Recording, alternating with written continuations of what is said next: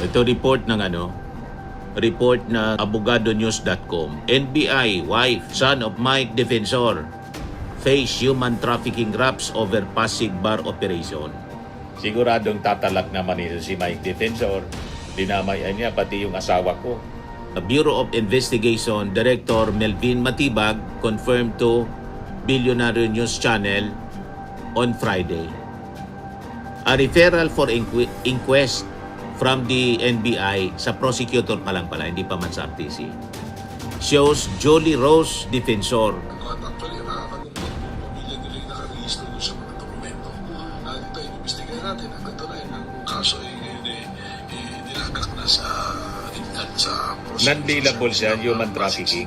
May we know kung sino po yung official na yan? Hindi natin kasi lalabas naman yan na pagwas na Nagbabagang mga balita at pagtalakay sa mga isyu na lipunan. Bulsa, opinyon, banat at paglalantad sa katotohanan. Bulsa, what you see is what you get.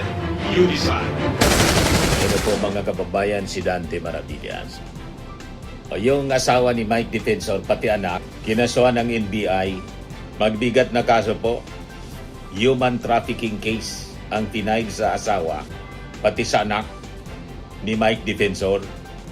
Yan ang balita ngayon. No? Charges filed versus Mike Defensor's wife, son, over human trafficking case. Ito report ng abogadonews.com. NBI, wife, son of Mike Defensor, face human trafficking raps over Pasig bar operation. Siguradong tatalak naman ito si Mike Defensor. Dinamayan niya pati yung asawa ko. Dahil sa pakikipaglaban ko kay Bangang. Ipopoliticize niya na naman ito, mga kababayan. Sasabihin ginigipit sila ng gobyerno ni Bangang. Dahil sa pakikipaglaban sa korupsyon. Iibang kaso ito, mga kababayan. Yan si Mike Defensor.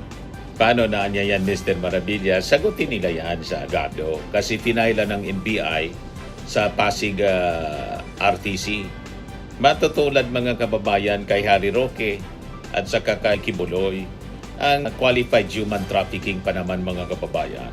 Non-bailable offense. Kaya mabigat itong kakaharapin na kaso, kinakaharap na kaso ng asawa ni Mike Defensor, pati ng kanyang anak. Ito ngayon ang balita dito, abogadonews.com. The wife and son of former Quezon City Representative Mike Defensor are facing human trafficking charges before the Pasig City Prosecutor's Office. National Bureau of Investigation Director Melvin Matibag confirmed to Billionaire News Channel on Friday.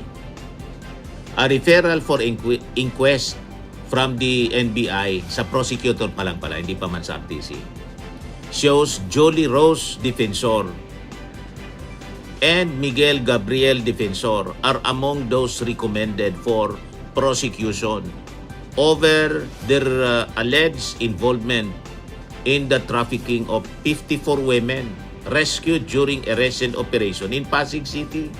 So may raid pala na ginawa yung mga authorities doon sa bar na pag-ari ng pamilya ni Mike Defensor. Ayun, mga kababayan, na-discover may mga binibintang mga babae. 54 women binibinta. Kaya human trafficking case ang kaso, mga kababayan. At yung bintahan from yung range ng bayad 10,000 to 20,000 pesos. Mga kababayan, yung bintahan ng babae. Matindi po. Yan o. The charges stem from an anti-human trafficking raid conducted on April 21, o just several days ago, at a disco bar identified as Chicago in Barangay Ogong, where authorities rescued dozens of women believed to be victims of exploitation.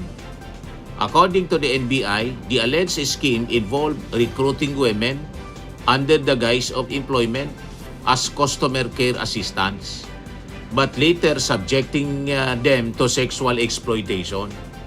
Binibinta pala, mga kababayan, yung mga babae. Yan o. Investigators said clients were allegedly charged between 10,000 and 20,000 pesos through so-called line-up and show-up arrangements. The NBI further reported that the actual sexual activities allegedly took place at the Blue Hotel, which is allegedly linked to Serin Development Corporation. Jolie Rose and Miguel Gabriel were identified in the report as chairman and treasurer of the company respectively. The NBI has recommended the filing of charges for violation of Anti-Trafficking and Persons Act of 2003 against them.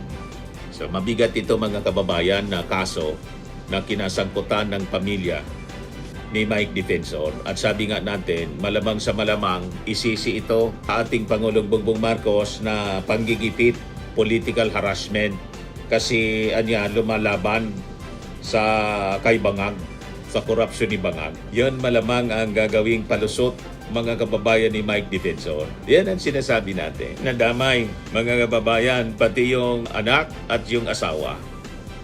So, yun. Mahirap mga kababayan pa ganyan. Ito, pakinggan natin yung statement ni NBI Director Atty. Matibag.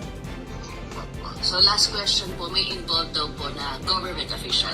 Hindi siya government official, former congressman, former secretary. Mataas na rango at actually nakakalungkot kung pamilya nila yung nakarehistro doon sa mga dokumento. Ito, inimbestigahan natin ang katunayan ng kaso ay nilagak na sa Non-dealable siya, human trafficking. Ningino po sino po yung official na yan. Hintayin natin kasi lalabas naman yan na pag once na natapos na talaga yung filing at pinadala na sila ng mga invitation. Lalabas yan kung sino. So lumabas na nga po dito sa balita, hindi pa minimension doon sa interview. Ngayon, minention na, in-identify na asawa ni Mike Defensor at yung anak niya ang sangkot dito sa human trafficking case filed sa prosecutor's office ng Pasig City. Yan si Mike Defensor, mga kababayan. May tinatago pala na mga milagro, mga masasamang gawain, illegal, mga kababayan, at seryoso. Sexual exploitation, human trafficking, activities yung ginagawa ng kanyang pamilya. Ayan si Mike with Topacio. Kaya sabi ng mga nag-react dito, here comes Topacio again, ever ready to rush to the defense of the criminals. At tingin ko, file photo man lang yon ni Mike Defensor sa kanito Topacio. File photo ang ginamit ng Abogado News. .com. Hindi natin alam kung si Topacio kinuhang abogado tulad ng paborito si Topacio, mga kababayan, kunin ang kampo ng mga Duterte, si Kibuloy, si Topacio, di ba, si Tebes, Paldo, si Topacio, mga kababayan, kaya pwede nating pangalanan Topaldo. Si Sara, pinangalanan ni binansagan ni Llamas, ni Ronald Llamas na Sara Pal Duterte dahil sa dumaloy na 6.77 billion na pera sa kanyang bank accounts kasama yung kanyang asawang si Mans Carpio. Anyway, tingnan na lang natin kung ano mangyayari at magiging reaction ni Mike Defensor kung tama yung inyo pong palagay, hula. Ayan man lang po yung ating short video ngayon. Ako po si Dante Maravillas. Bye-bye po. God bless. Firming and lifting cream, pinapahid po sa mga pulses and affected area. Mainam po sa paninigas ng mga kaso-kasuan.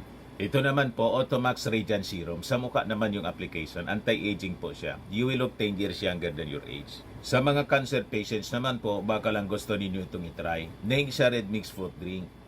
Hindi mo po siya gamot, food supplement siya. Kaya lang, gawa siya mga kababayan sa goji berry. Yung goji berry may anti-cancer properties. O ngayon, yung mga inquiries ninyo, dumiritso na lang kayo sa aming messenger sa Facebook para masagot namin agad. Ayos pa? Ayos na ayos niya, Mr. Maravilla. Sa mga nagana po ng malinis and spacious fitness gym, pumunta lang po kayo sa aming Colossal Fitness Gym. May Grab car rental din po kami. But anyway, ito po pala yung aming bagong product na binibenta online.